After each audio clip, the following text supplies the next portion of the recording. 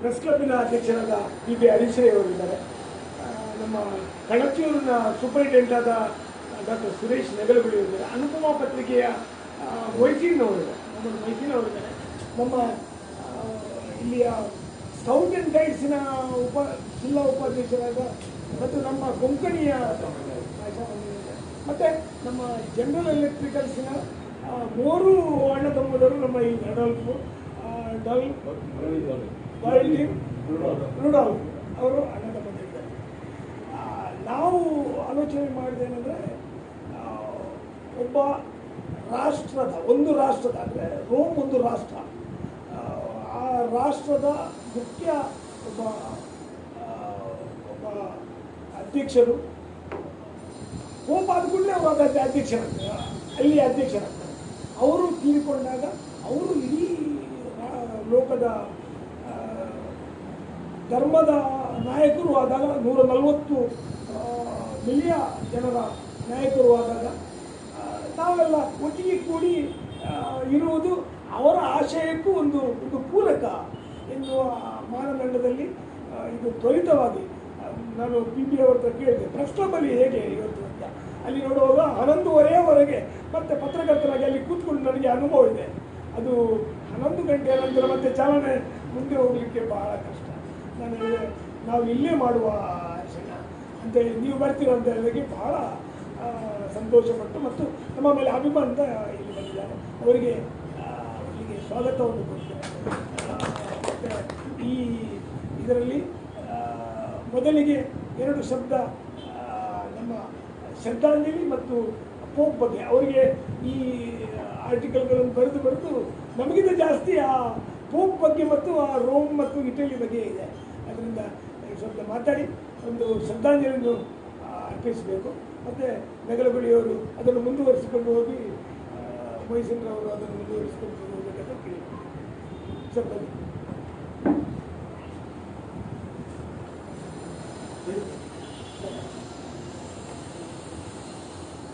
ಎಲ್ಲ ಹಿರಿಯರು ಬೆಳಿಗ್ಗೆ ರೇಮಂಡ್ರವರು ಫೋನ್ ಮಾಡಿ ಕ್ಲಬ್ನಿಂದ ಕಾರ್ಯಕ್ರಮ ಆಯೋಜನೆ ಮಾಡ್ತೀವಿ. ಇವತ್ತು ಶನಿವಾರ, ಯೂಶ್ವಲಿ ಪ್ರೆಸ್ ಕ್ಲಬ್ನಲ್ಲಿ ಶನಿವಾರ ನಾವು ಕಾರ್ಯಕ್ರಮ ಇಟ್ಕೊಳ್ಳೋದು. ನಮ್ಮ ಸರ್ಕಾರಿ ಕಾರ್ಯಕ್ರಮಗಳೆಲ್ಲ ಶನಿವಾರವೇ ಇರ್ತದೆ.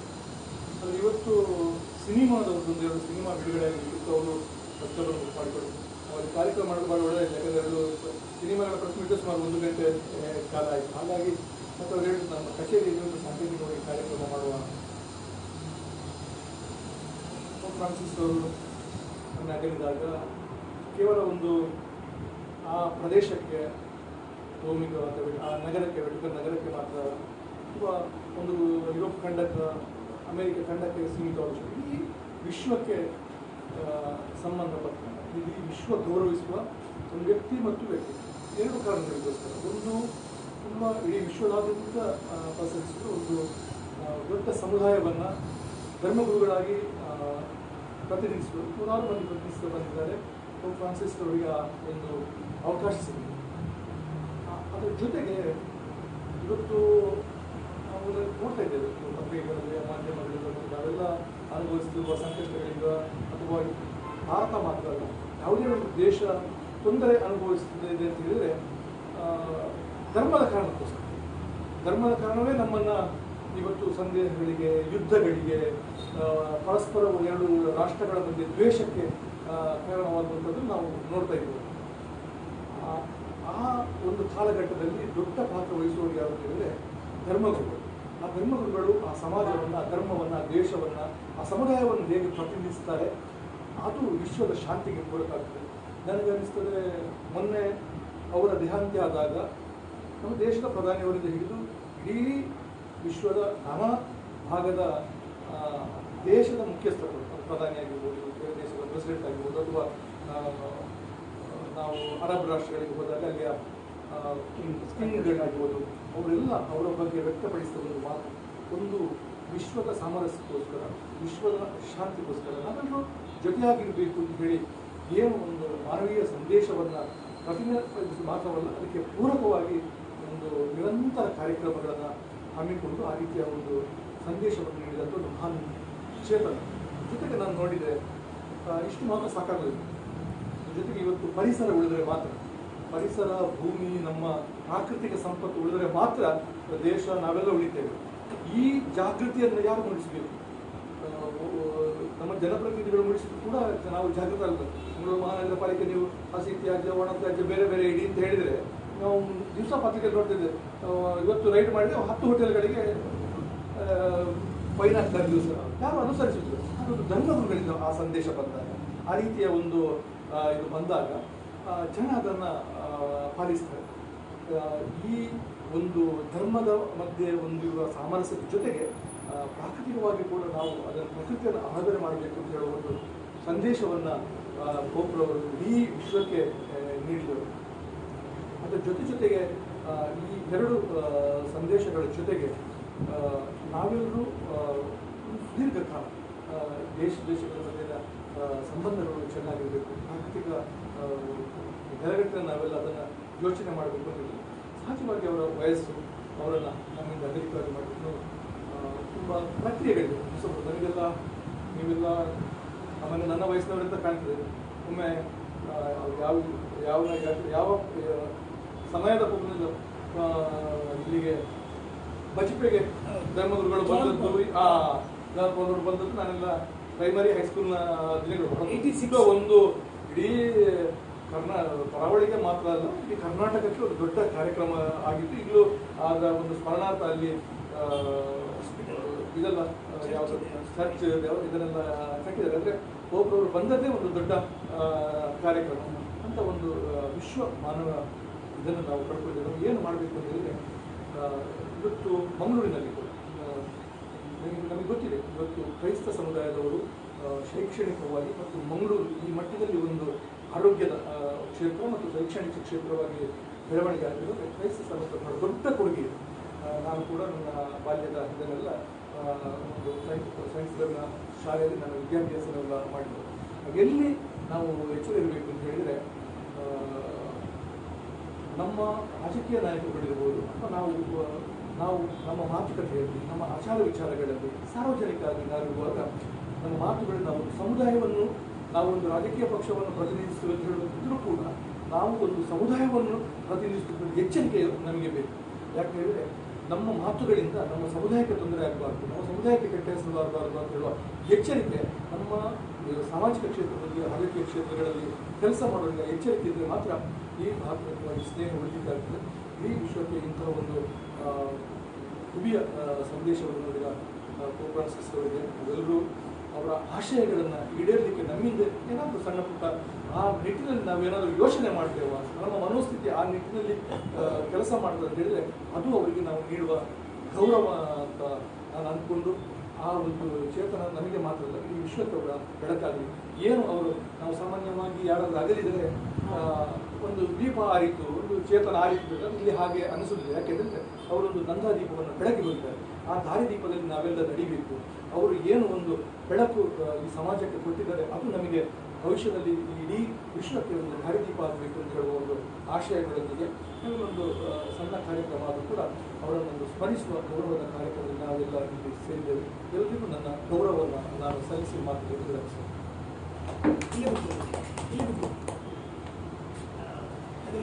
ಎಲ್ಲರೂ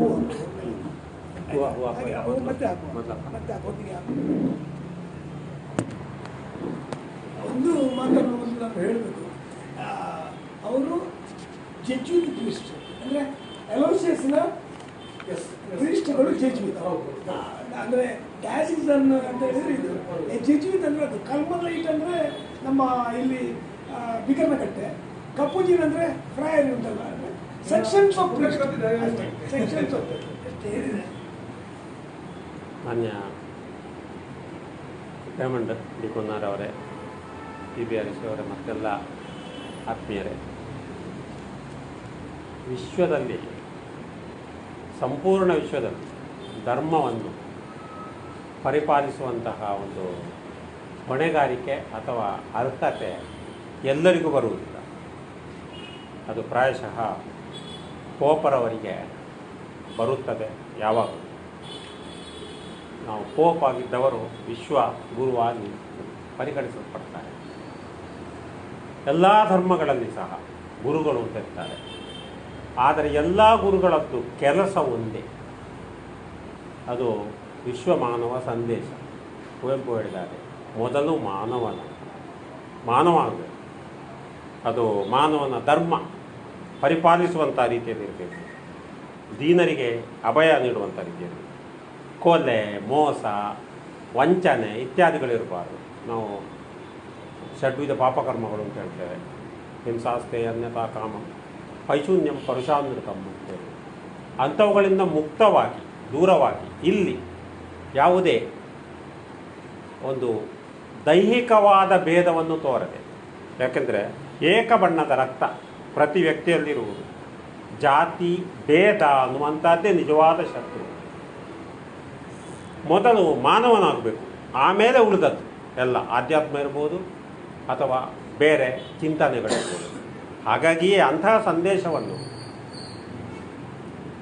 ಪೋಪರವರು ಸಾರಿದ ಬಗ್ಗೆ ನಮಗೆ ಎಲ್ಲ ಮಾರ್ಗದರ್ಶಕರಾಗಿ ಇದ್ದಾರೆ ಅನ್ನುವಂಥ ಸತ್ಯವನ್ನು ಯಾವತ್ತಿಗೂ ಒಪ್ಪಿಕೊಳ್ಳಬೇಕಾಗ್ತದೆ.